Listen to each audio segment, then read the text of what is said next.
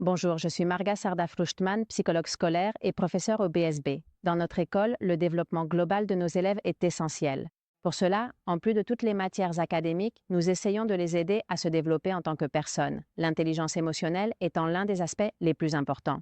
C'est pourquoi nous disposons d'un département de bien-être très important. Le département de bien-être et de soutien aux élèves dispose d'un personnel formé pour les aider non seulement à faire face aux situations académiques, mais aussi aux situations personnelles.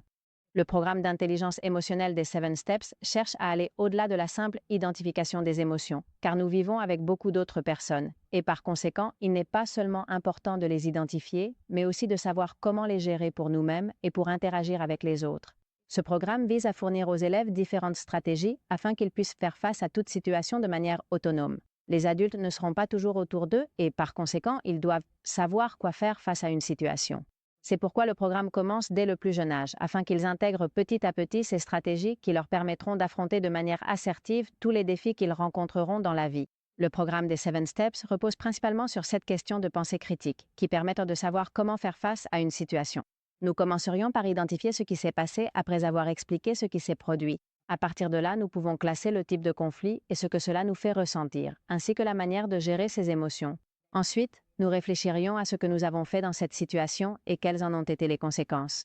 L'une des étapes les plus importantes vient ensuite, à savoir, si je me retrouve dans cette situation, que puis-je faire? Il s'agit d'essayer de trouver différentes stratégies pour résoudre cette préoccupation ou pour faire face à la frustration à laquelle je pourrais être confronté. Enfin, une fois que j'ai choisi la solution que je vais mettre en œuvre, nous allons évaluer dans quelle mesure elle a fonctionné. Si cela a bien fonctionné, alors nous maintiendrons cette attitude. Et si ce n'est pas le cas, nous essaierons de revenir en arrière dans les étapes, d'analyser et de voir quelle autre solution je peux trouver. En plus des 7 questions critiques, nous disposons d'un vocabulaire que nous essayons d'amener le corps enseignant à utiliser au quotidien dans ses échanges avec les élèves dès que l'occasion se présente, que ce soit lors des tutorats, des assemblées ou dans les conversations de tous les jours, afin qu'ils puissent, face à une situation, demander « Qu'est-ce que tu ressens ?» et « Que pouvons-nous faire dans cette situation ?» En plus du vocabulaire, nous disposons de différentes activités de tutorat dans lesquelles nous développons la communication assertive, la résolution de conflits, l'empathie versus la sympathie, ainsi que d'autres activités qui nous aident à travailler différents aspects concrets de l'intelligence émotionnelle. Enfin, un autre élément important que nous avons est la figure des Seven Steps Leaders.